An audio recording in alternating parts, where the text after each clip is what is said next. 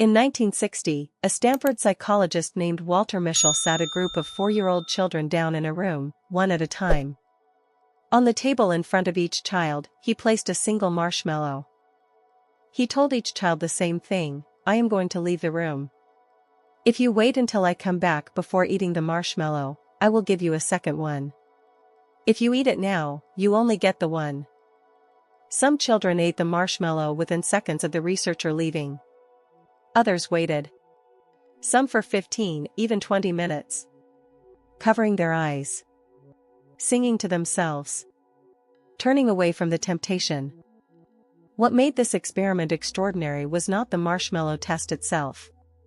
It was what the researchers discovered when they followed those same children for decades. The children who had waited, who had chosen delayed gratification at age 4, consistently outperformed the children who had not. Higher SAT scores. Better health. Lower rates of obesity. Stronger relationships. Higher income. One skill. Practiced at age 4. Predicted outcomes across an entire lifetime. The ability to delay gratification may be the single most powerful predictor of long-term success that behavioral science has ever identified. But the marshmallow test did not discover this principle. The Bible described it thousands of years earlier. In more depth. With more wisdom. And with a dimension that no psychology experiment can capture. Today we are going to explore the power of delayed gratification, from science, from scripture, and from the lives of the people throughout history who mastered it and built something that lasted. Let us start with what delayed gratification actually is, and more importantly, what it is not. Delayed gratification is not the denial of pleasure. It is the strategic postponement of a smaller pleasure in order to receive a greater one. It is not about suffering. It is not about punishing yourself or living a joyless existence. It is about understanding the difference between what feels good now and what produces good later, and choosing the latter when they conflict. Hebrews 12:2 describes Jesus this way, who for the joy set before him endured the cross, scorning its shame. For the joy set before him. Jesus made the ultimate act of delayed gratification motivated by a future joy that exceeded the present suffering. That is the theology of delayed gratification in its purest form. The cross was not the destination, resurrection was. The suffering was not the point, the glory beyond it was. The present pain was endured because the future reward was greater. Now let me show you why this principle is so extraordinarily difficult to live by in the world we currently inhabit. Because the world we live in has been engineered, deliberately and systematically, to destroy your capacity for delay. Every notification on your phone is designed to interrupt your long-term focus with a short-term dopamine hit. Every streaming platform is designed to deliver the next episode before the credits of the last one finish rolling.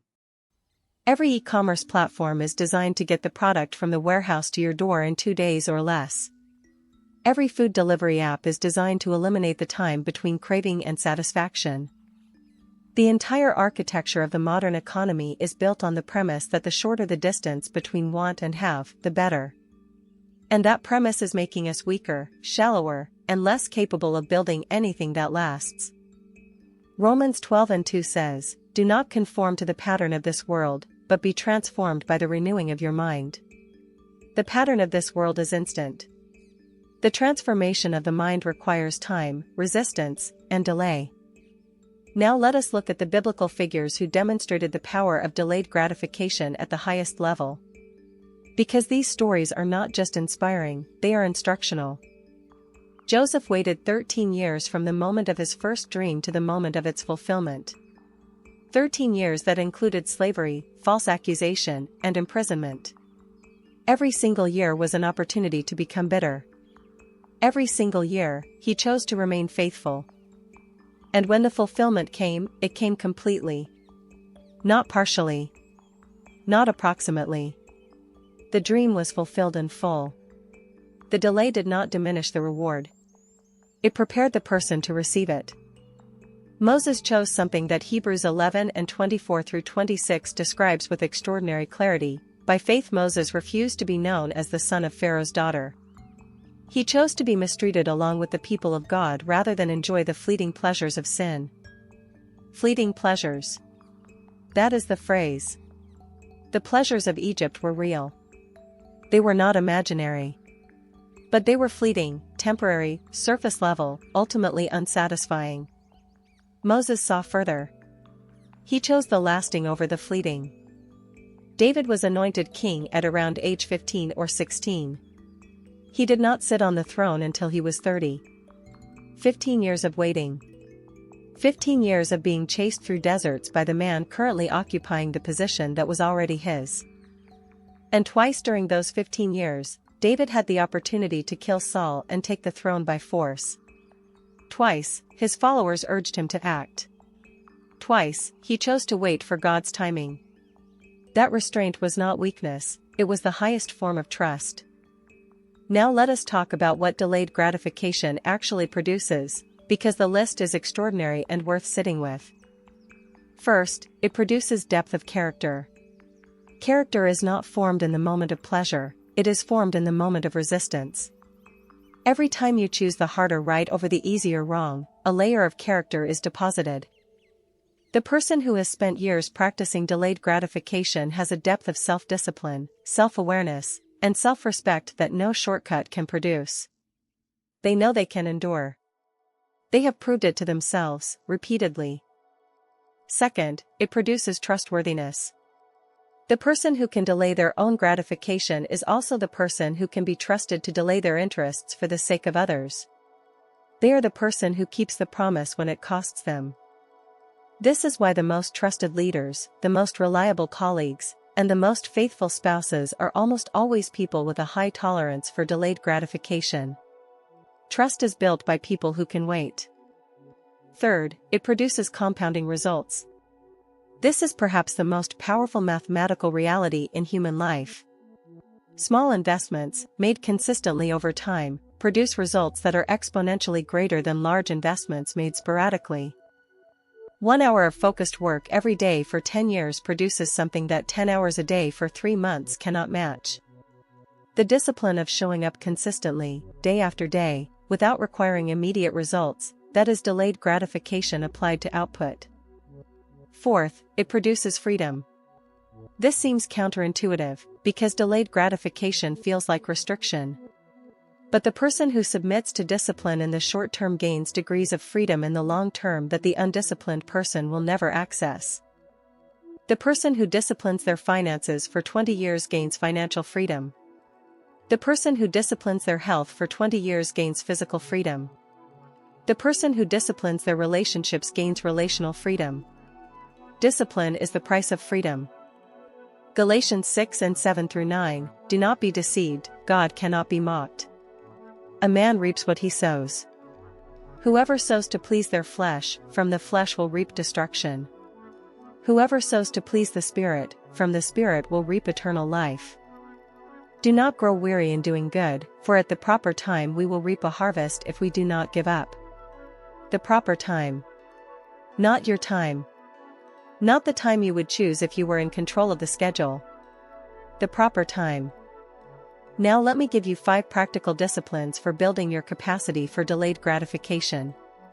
Because this is a skill, and skills can be developed. Discipline 1, practice the 24-hour rule. Before making any non-essential purchase, any significant decision, or any impulsive response to an emotional situation, wait 24 hours. Most of what felt urgent will not feel urgent the next morning.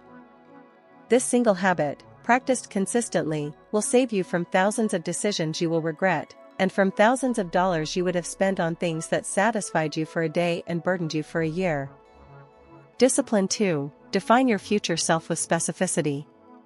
The research is clear, people who have a vivid, specific picture of who they are becoming are significantly better at delaying gratification in the present. Write it down. The person you are becoming. The marriage you are building. The financial position you are moving toward.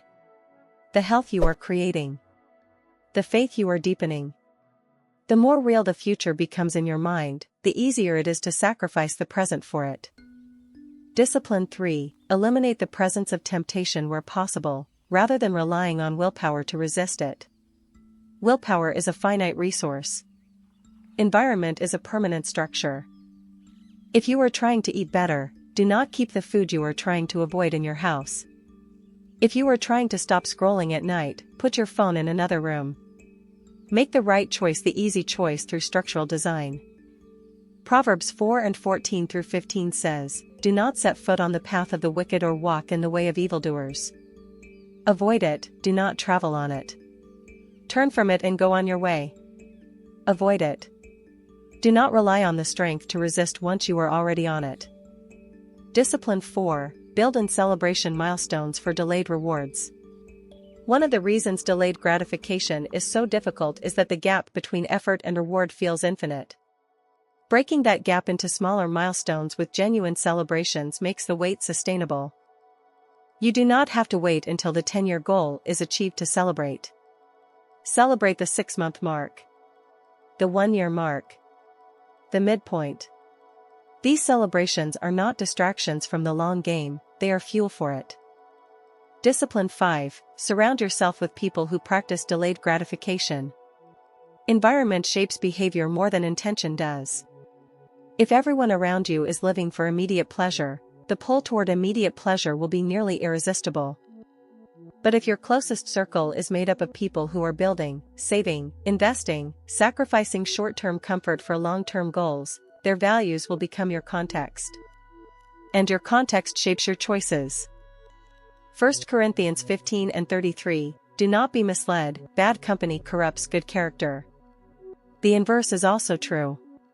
Good company develops good character. Choose the company of those who are further along the path you want to walk. Now I want to address something that often gets confused with delayed gratification, and that is passive waiting. Because delayed gratification is not passive. It is active patience. The farmer who plants does not sit in a chair waiting for the harvest to walk through the door. He tends the soil. He waters. He watches for disease. He removes weeds. He does everything in his power to prepare for the harvest while trusting God to send the rain. Active patience means, I am not seeing the result yet, but I am doing everything within my responsibility to position myself to receive it when the appointed time arrives. I am working in the silence. I am building in the obscurity. I am faithful in the waiting. And I want to end with this. The culture of instant gratification produces a specific kind of person. A person who needs constant stimulation to feel alive. Who cannot sit with discomfort. Who abandons everything when the results do not come fast enough. And the culture of delayed gratification, the one you are being called into, produces a completely different kind of person. A person of depth. Of trustworthiness. Of compounding results. Of genuine freedom. A person who does not need the marshmallow right now, because they can see the second one coming. A person who does not need the throne today, because they trust the one who sets the timing. A person who does not need the answer now, because they know the one who holds it. Isaiah 40:31, "But those who hope in the Lord will renew their strength. They will soar on wings like eagles. They will run and not grow weary. They will walk and not be faint." Notice the progression. Soar first, then run, then walk. The mountaintop experience comes first in the vision. But the daily walk is what sustains the life. And it is in the faithful daily walk, step by step, day by day, without requiring the instant, that everything worth having is built. Put down the marshmallow. Not because pleasure is wrong. But because the best things, the things that actually satisfy, the things that last, the things that matter, they are worth waiting for. And you have what it takes to wait. Not in your own strength, but in the strength of the one who endured the cross for the joy set before him. The same endurance is available to you. The same power. The same reward on the other side of the delay.